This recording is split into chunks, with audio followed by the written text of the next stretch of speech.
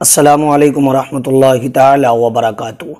उम्मीद है कि आप तमामी हज़रात खैरियत से होंगे। अल्लाह रब्बुल इज़्ज़त का बेपनाह फ़ज़ल व एहसान और आपकी दुआएं हैं, मैं भी खैरियत से हूँ।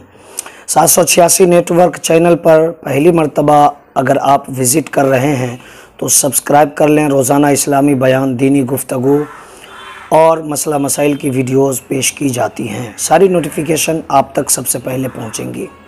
आज हम आपके सामने ये सवाल लेकर आए हैं कि किसी के घर में जब किसी शख्स का इंतकाल हो जाता है तो जनाज़ा पढ़ लेने के बाद जब कब्र में मैयत को उतारते हैं, दफन करने के फ़ौरन बाद वहाँ हाफिज़ कुरान को पढ़ने के लिए बिठाया जाता है, किसी आलिम दीन को कुरान की तिलावत के लिए बिठाया जाता है।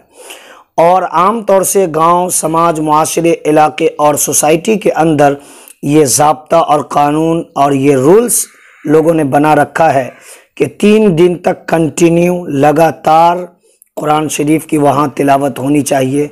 उससे मुर्दे का बेड़ा पार हो जाता है, उसकी बख्शिश हो जाती है।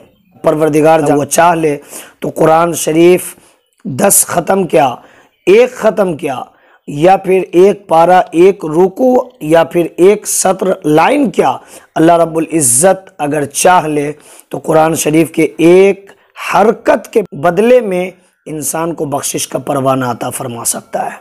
मेरा रब इन्नल्लाह अला कुल्ली शैइन क़दीर, इस बात पर कादिर है। अब जो कुरान शरीफ पढ़वाने की सूरत है वो तरीक़ा क्या होना चाहिए। कुरान शरीफ यहाँ 2 तरह के सवाल जन्म लेते हैं, आप उसको ध्यान से समझें, इंशाअल्लाह आपका सारा डाउट क्लियर हो जाएगा। तवज्जो और ध्यान के साथ सुनेंगे।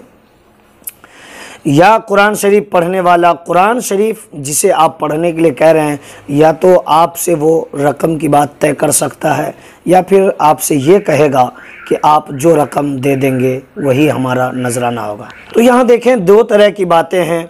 या तो कुरान की तिलावत करने वाला नजराना तय कर रहा होगा या फिर वो आपकी खुशी के ऊपर छोड़ देगा, आपकी मर्ज़ी के ऊपर छोड़ देगा। तो अगर कुरान पाक की तिलावत करने वाला, कब्र पर बैठकर पढ़ने वाला, कब्र पर बैठकर पढ़ने से मुराद कब्र के आसपास पढ़ना, तो अगर वो नजराना तय करता है तो ऐसी सूरत में उसका नजराना तय करना दुरुस्त नहीं है। हाँ, मगर आपको ये चाहिए या फिर पढ़ने वाले को ये चाहिए कि वो ये बातचीत करे कि हम 2 दिन 3 दिन के लिए इतना पैसा लेना चाहते हैं और हम आपके लिए अवेलेबल होंगे, आप जो काम लेना हमसे चाहें। यानी काम के लिए अपने आप को उनके हवाले कर दे और फिर जो नजराना या फिर जो मजदूरी डिमांड करे, ये शरीयत की नज़र में सही तरीक़ा और दुरुस्त तरीक़ा है। बरेली के ताजदार हुजूर आला हज़रत ने यही लिखा है और फतावा की किताबों में भी यही जवाब दर्ज है। मगर हाँ, अलबत्ता कब्र पर मैयत के दफन के बाद हाफिज़ कुरान को, आलिम दीन को और फिर कुर्रा को बैठाना, पढ़वाना, 1 ख़त्म, 2 ख़त्म या 10 मरतबा कुरान शरीफ ख़त्म पढ़वाना, 1 दिन, 2 दिन, 3 दिन ये पढ़वाना, कुरान शरीफ तिलावत करवाना मैयत की बख्शिश के लिए, ये पढ़वाना जायज़ व दुरुस्त है। शरीयत में कहीं भी कोई ममानात नहीं है।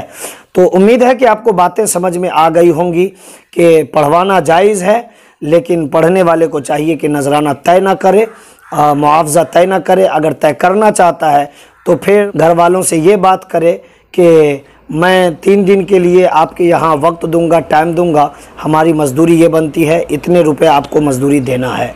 फिर घर वाले जो चाहें काम ले, इस एतबार से बातचीत होगी और फिर घर वाले उसको पढ़ने के लिए हुक्म दे दें कि आप इतना बजे से इतना बजे तक पढ़िए और इतना बजे से इतना बजे तक कुरान पाक की तिलावत कीजिए। तो इस तरीके से अगर काम किया जाए तो हाफिज़ कुरान का पैसा लेना भी दुरुस्त और पढ़वाना तो दुरुस्त है ही। कुरान शरीफ आप पढ़वा सकते हैं, कोई दिक्कत की बात नहीं है। अल्लाह रब्बुल इज़्ज़त हमें और आपको कहने सुनने से ज़्यादा अमल करने का शौक़ और जज्बा अता फ़रमाए। अस्सलामु अलैकुम व रहमतुल्लाहि ताला व बरकातुहू।